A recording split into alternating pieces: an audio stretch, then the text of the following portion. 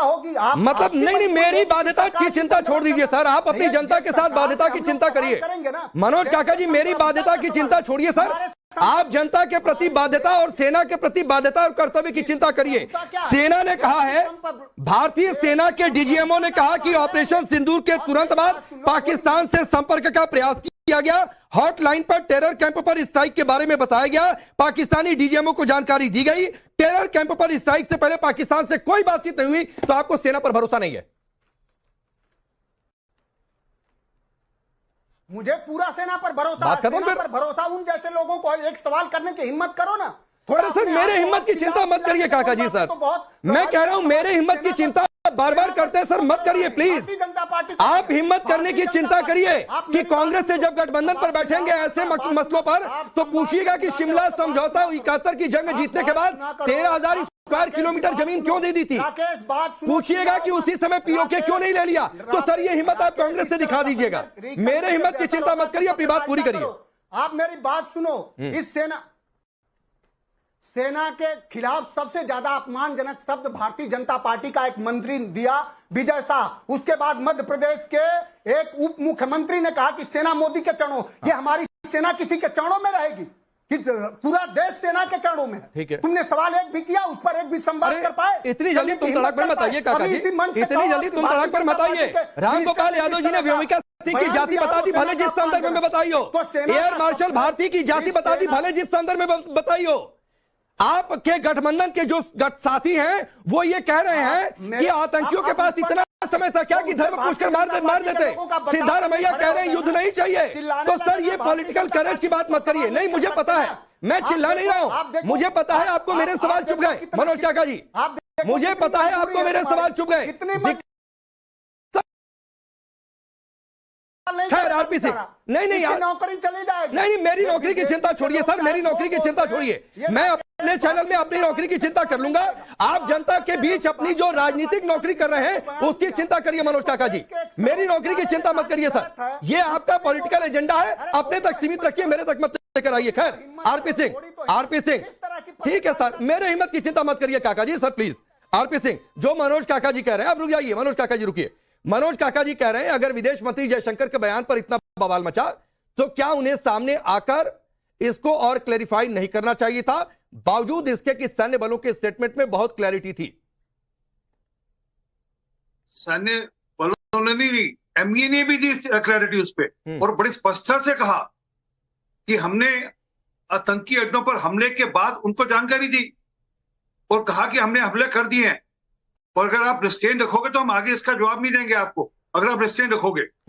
परंतु इनको कैसे यकीन आएगा? ये तो सेना के, इनको बोलो ये भारतीय सेना के जिंदाबाद बोले, ये बोले ये इनके नेता का बयान क्या है, जश्न जीत होता है, सीज नहीं होता।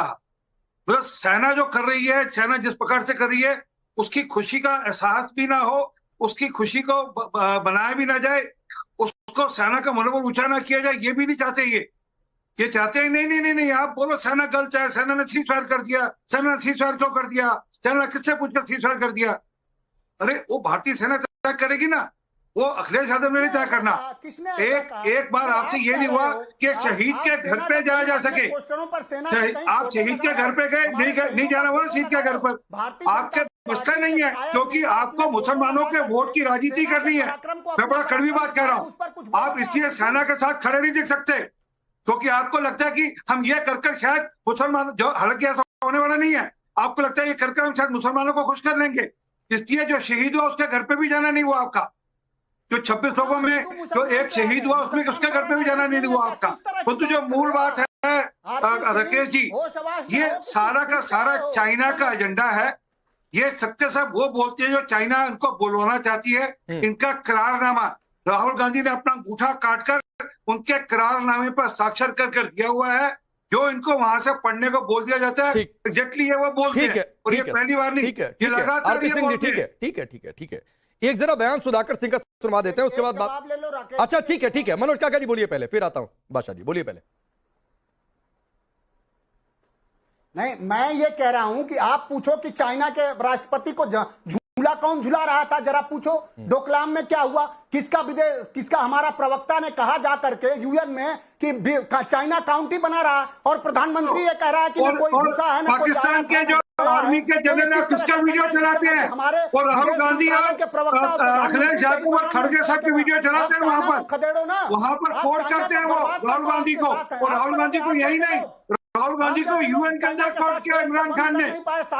इमरान खान ने यूएन के अंदर कोर्ट किया कि भारत का विपक्ष का नेता ये कह रहा है कि वहां पर तत्व गलत हो गया और जाकर चाइना और जाकर यूएन में कोर्ट किया। अपमान किया उस मध्य प्रदेश के। मैं निंदा करता हूं, मैं निंदा करता हूं, पर आप रामगोपाल यादव जी की निंदा करिए ना पर बगैर वो सेना को जाति में बांटने की कोशिश कर रहे हैं।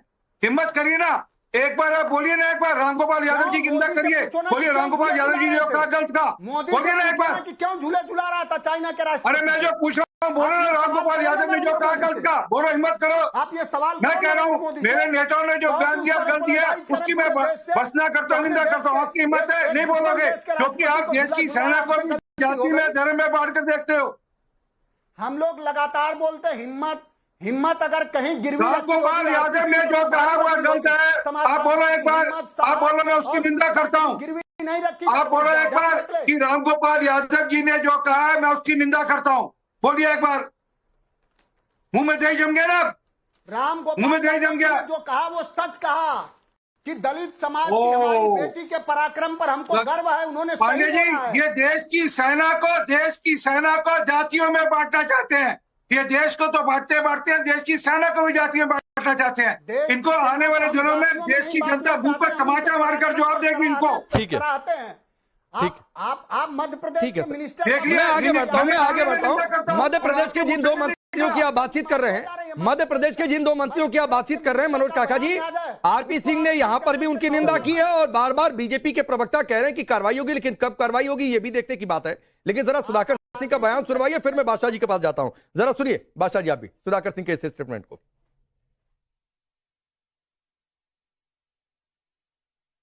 तो अभी सरकार ने बयान दिया है कि हम पाकिस्तान को हम साझा कर दिए थे कि हम कहां कार्रवाई करेंगे, तो आप तो इसका मतलब वहां के पाकिस्तान में बैठे हुए आतंकवादी को पूर्व सूचना पहुंचा ही चुके थे कि वहां से भाग जाओ, हम कार्रवाई करेंगे। ये बहुत दुखद बातें आ रही हैं, खबरें आ रही हैं। बादशाह जी, आपको एक मिनट देता हूं, साबित कर दीजिए सर, कहां बताया, किसने बताया, कैसे बताया? सर मुझे आप सबसे बाद में टाइम दिया आपने, मेरी 2 मिनट बात सुन लीजिए आप। मेरा ये कहना है कि भारत एक समृद्ध देश है, उसके पास एक अपनी डिसिप्लिन सेना है जो कैपेबल है, उसको जो भी काम दिया जाता है उसको अंजाम तक पहुंचाती है। लेकिन ये ऑपरेशन सिंदूर को ऐसे उलझा दिया गया है कि इससे ये मामला और उलझता जा रहा है।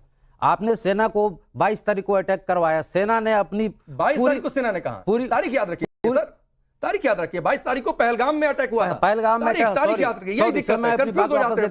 22 तारीख को ऑपरेशन सिंदूर की तारीख, यही दिक्कत है। मैं बता रहा हूं के आधार पर, आंकड़ों के आधार पर वहां गई, जितना किया गया उसने अपना काम बखूबी अंजाम दिया। इसके लिए हम सेना को सैल्यूट करते हैं। अरे कहां बखूबी अंजाम दिया? आप देखिए सुधाकर सिंह क्या कह रहे हैं बादशाह जी, फिर उसको आप यहाँ तारीख में कंफ्यूज हो जा रहे हैं। 22 तारीख और 7 तारीख में आप कंफ्यूज हो जा रहे हैं। 22 तारीख को पहलगाम अटैक हुआ ना, उसके रिटेलिएशन में हमारी सेना ने उनके ऊपर अटैक किया और वो बखूबी उसने ऑपरेशन सिंदूर का अंजाम दिया।